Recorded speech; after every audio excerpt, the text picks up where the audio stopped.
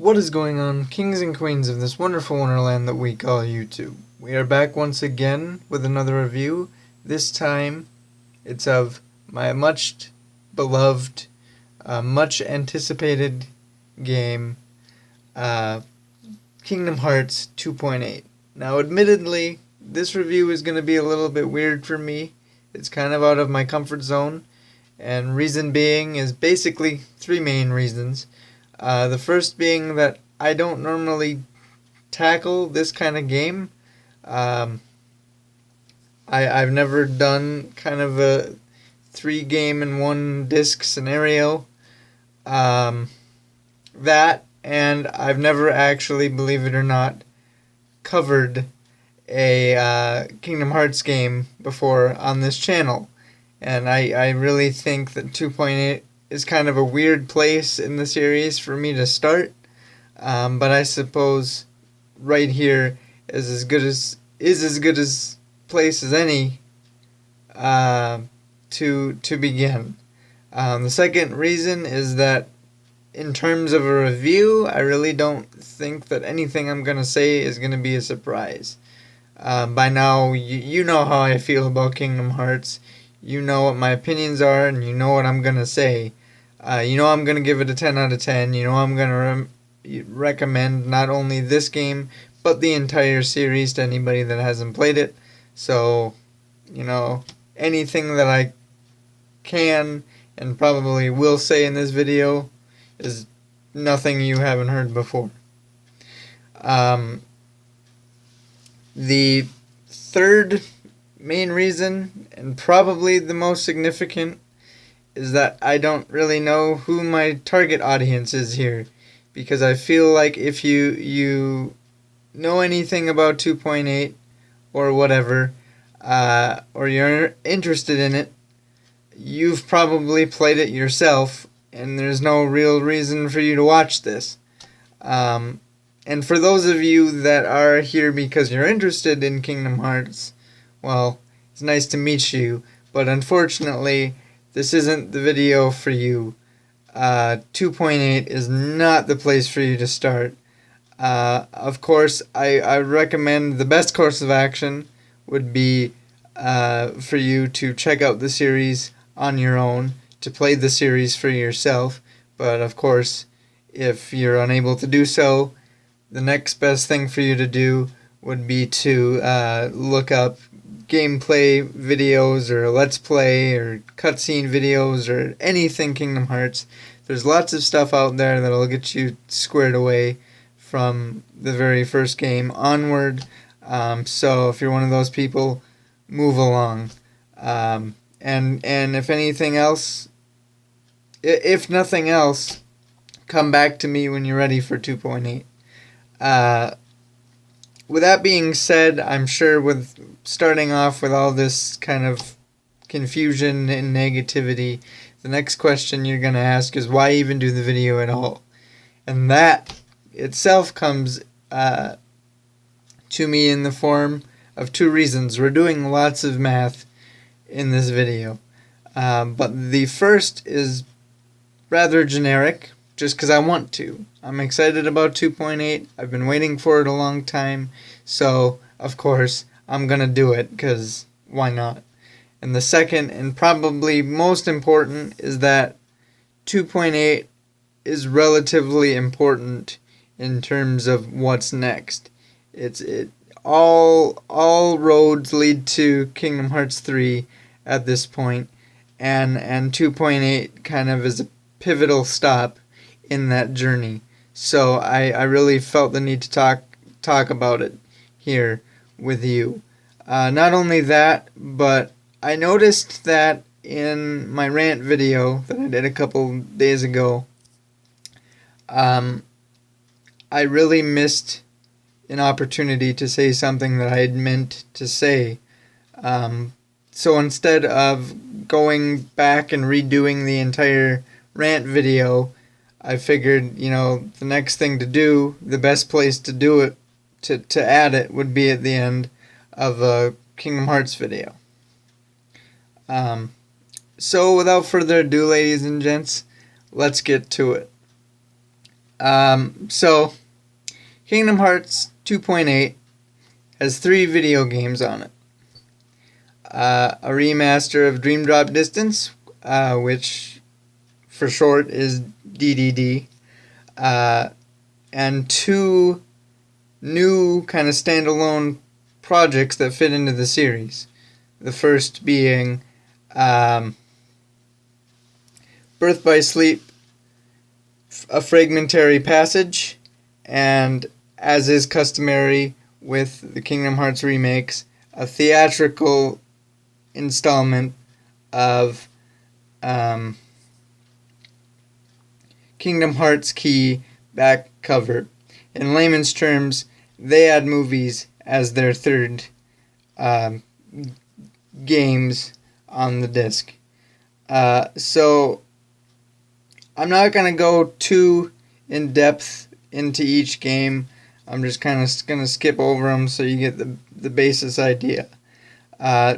Dream Drop Distance, of course, follows 2 of the game's heroes, pretty much the main heroes, as they start their Mark of the Mastery exam to become Keyblade Masters. And along that journey, they discover what Master Xehanort, the main bad guy, for those of you who don't know, they discover what really his main plan is, and how the events of the past have all been kind of manipulated to lead towards his goal all the same. Fragmentary Passage accompanies Master Aqua, who is journeying through the Dark World, which is the place that she jumped into to save Terra at the end of Birth by Sleep, and her journey there. And of course, the movie portion of the disc is Kingdom Hearts Key back cover, which is basically just kind of a story about the main characters of the Kingdom Hearts mobile game. Now I know that I had said that the mobile game was kind of crappy and just kind of not great, but I have unfortunately played way too much of it. It's not bad. I mean, it's a mobile game, so oh well. But yeah, it gives kind of a story to the main characters that the game itself doesn't touch on, and if it does, it does very lightly. So yeah.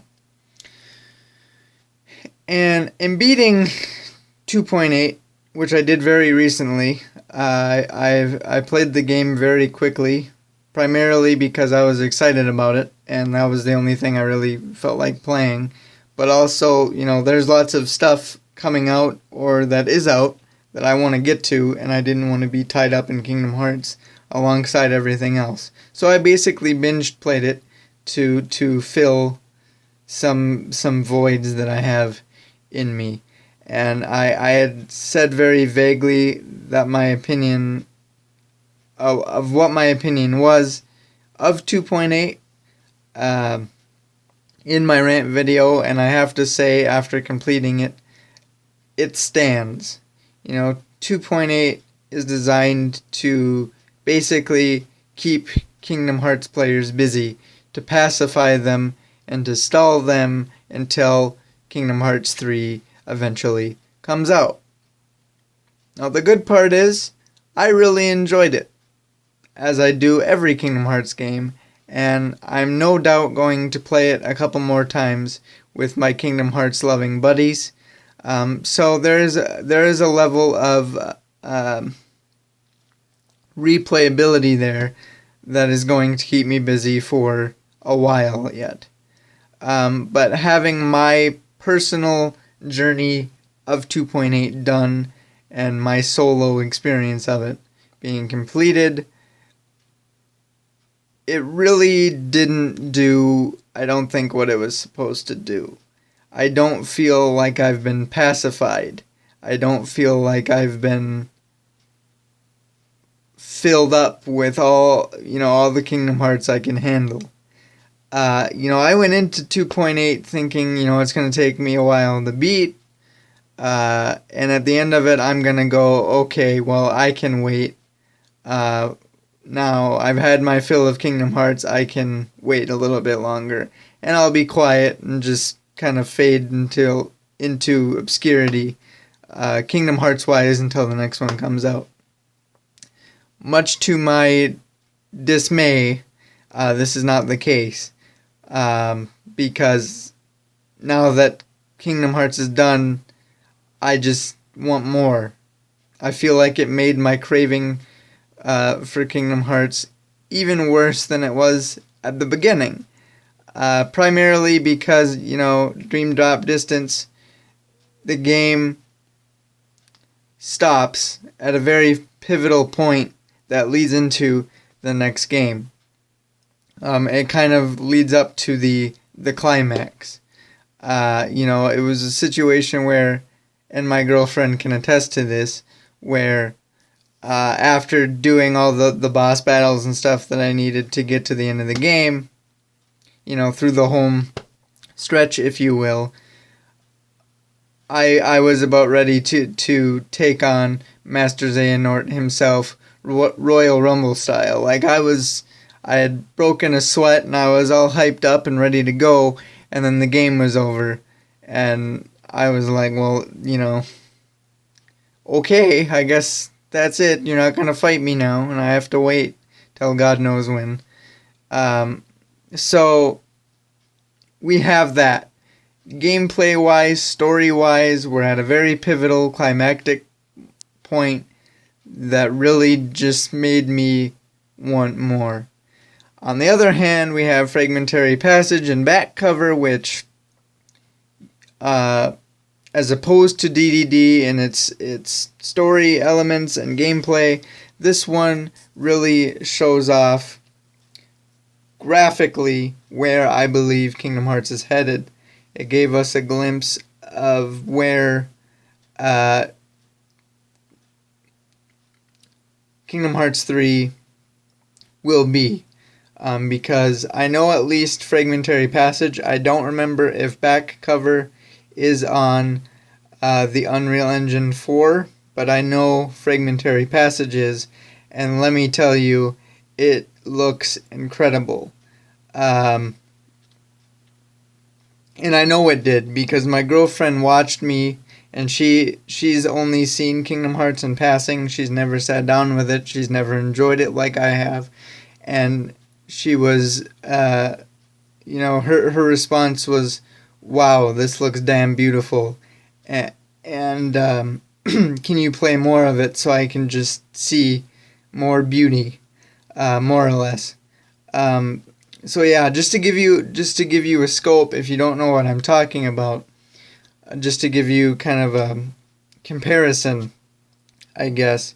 Kingdom Hearts is a game that is, if there's one thing that sticks out in people's minds about Kingdom Hearts other than the awesome story and all that, it's the way their opening and ending cutscenes look. They're just over the top, especially for PS2 era, which is where the game started, and they just look phenomenal.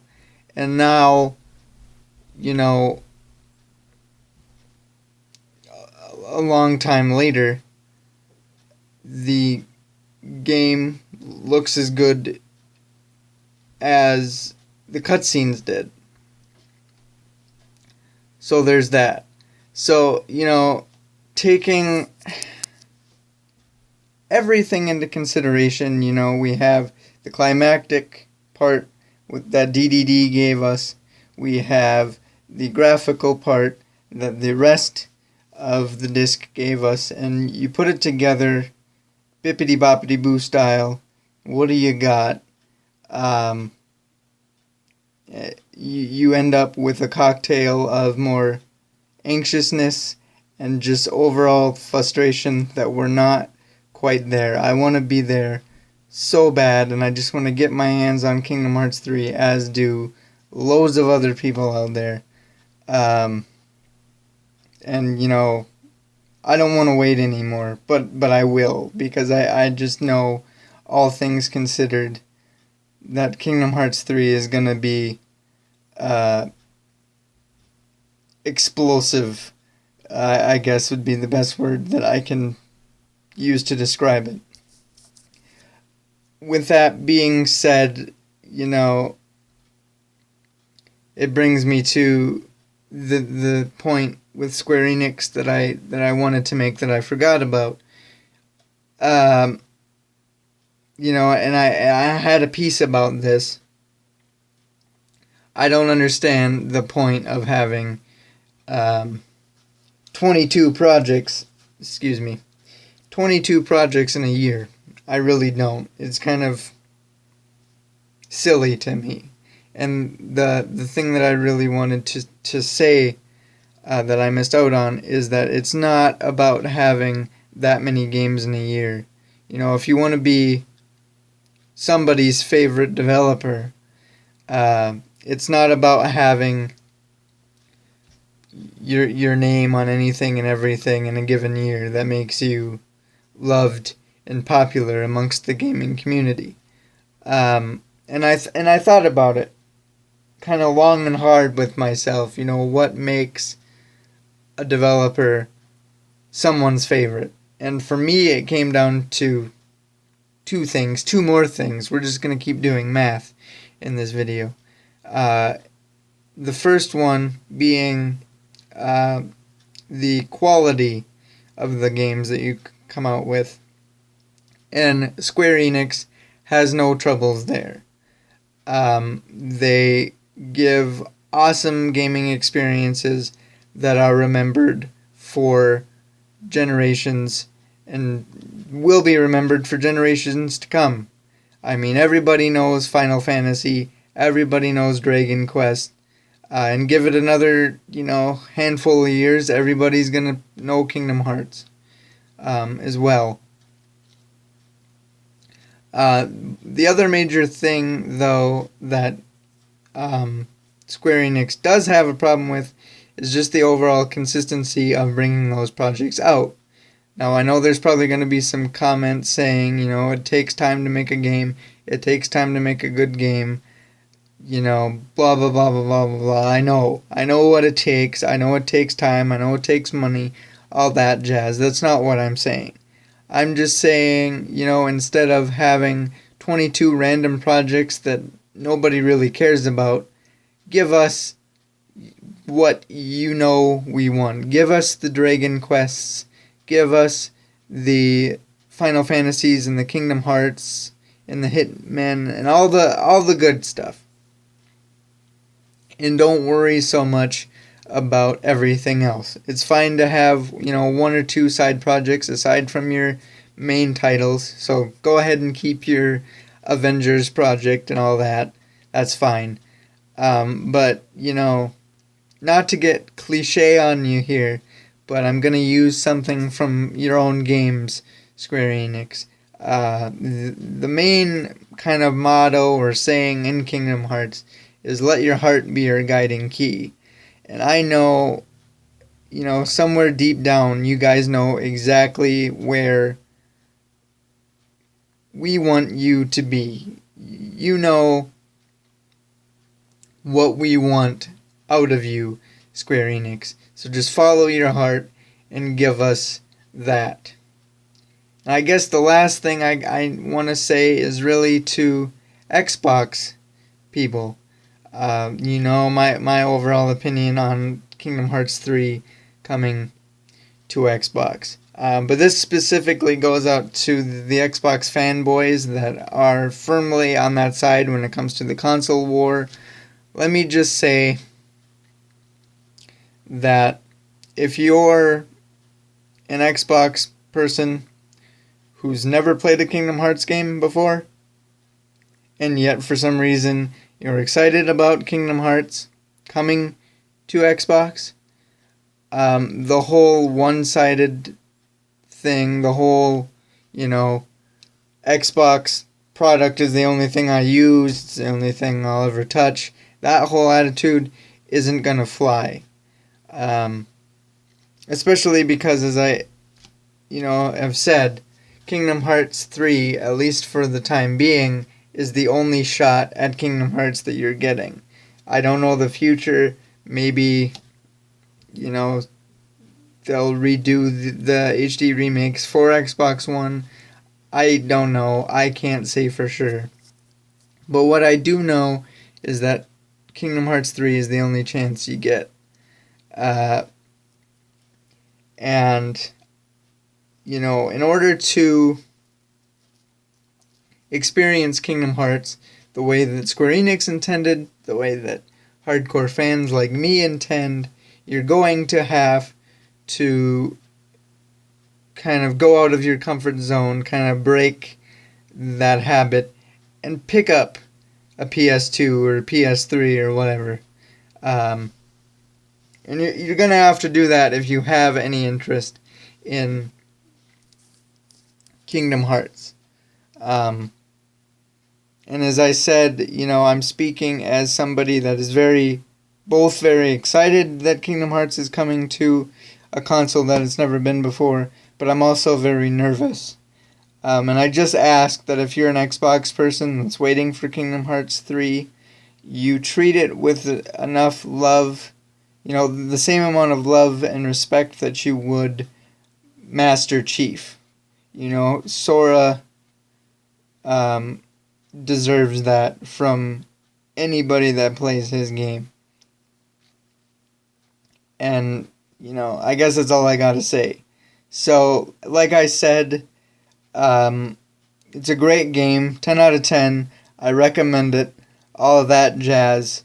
And hopefully, Kingdom Hearts 3 isn't too far away, but I guess we'll find out in March. With that said, let me take a big breath here for my outro. Remember, skipping ahead of myself. As always, I salute you, ladies and gentlemen, and remember, we're all mad here.